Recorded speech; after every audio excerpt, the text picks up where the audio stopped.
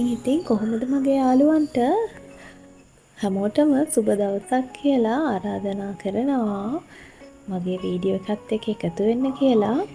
ඔන්න එහෙනම් අද තමයි මගේ බර්ත්ඩේ එක. ඉතින් මම ඔයාලට කලින් වීඩියෝ එකේ කිව්වනේ මම බර්ත්ඩේ එකට ස්වාමීන් වහන්සේලාට දානේ ඒ වගේම ළමා නිවාසයට දානේ දෙනවා කියලා. ඉතින් ඒකට තමයි අපි මේ දැන් රෑ ඉඳන්ම ලෑස්ති වෙන්නේ. ඉතින් මම ස්වාමීන් වහන්සේලාට පිරිකර විදිහට පූජා කරන්න මෙන්න මේ වගේ කෙටල් එකකුයි මෙන්න මේ වගේ භාජන ටිකක් ගත්තා. ඊට අමතරව ග්‍රොසරි අයිටම්ස් පළතුරු එහෙම තියෙන බෑග් එකක් පූජා කළා පිරිකර විදිහට. ඉතින් මේ අයිටම්ස් මම ගන්න හිතුවා. ඇත්තටම අට පිරිකරක් තමයි පූජා කරන්න හිටියේ. නමුත් අපි ස්වාමීන් වහන්සේගෙන් අහලා බැලුවහම මොකද ඒව ගොඩාක් පන්සලේ තියෙනවා කියලා කිව්වා. ඉතින් සිවුරු ඒ වගේ දේවල් අට පිරිකර. ඉතින් ඒ නිසා හාමුදුරුවෝ කිව්වා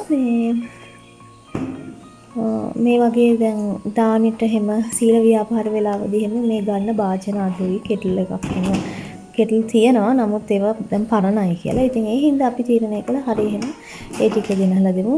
නමුත් මට මේ ටික විතරක් දෙන්න මට හිතුනේ නැහැ ඇත්තටම. ඒ නිසා අපි පන්සලට අවශ්‍ය දේවල් බඩු කෑම ಜಾති පළතුරු මේ වගේ දේවල් එකතු කරලා බෑග් එකක් තමයි හදාගත්තේ.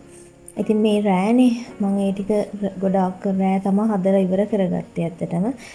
මම කට්ලට් මික්ස්චර් එකත් මේ විදිහට හදලා තියාගත්තා. ඒ වගේම දියුල්. දැන් ඔය අපේ අම්මා පොල් මිරි කන්නේ දියුල් ටික හදන්න. මොකද අපේ පන්සලේ ස්වාමීන් වහන්සේලා හරිම කැමතියි දියුල් වලට.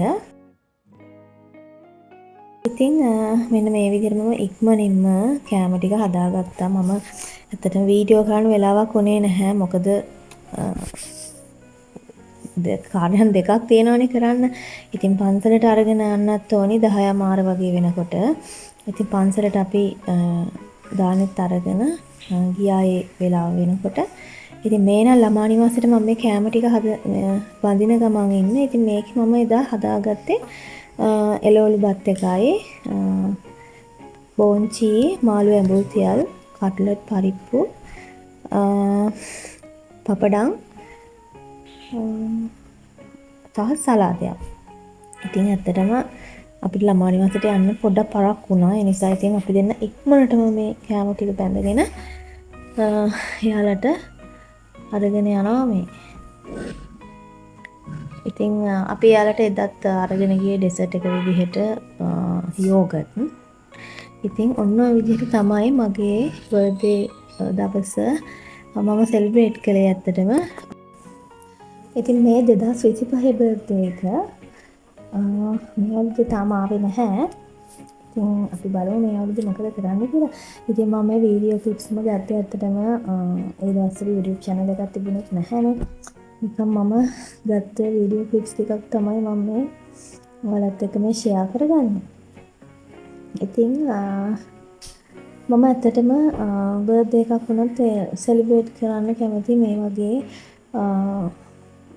දානයක් දීලා තමයි ඇත්තටම. ඉතින් ඒක තමයි මගේ එකම සතුට.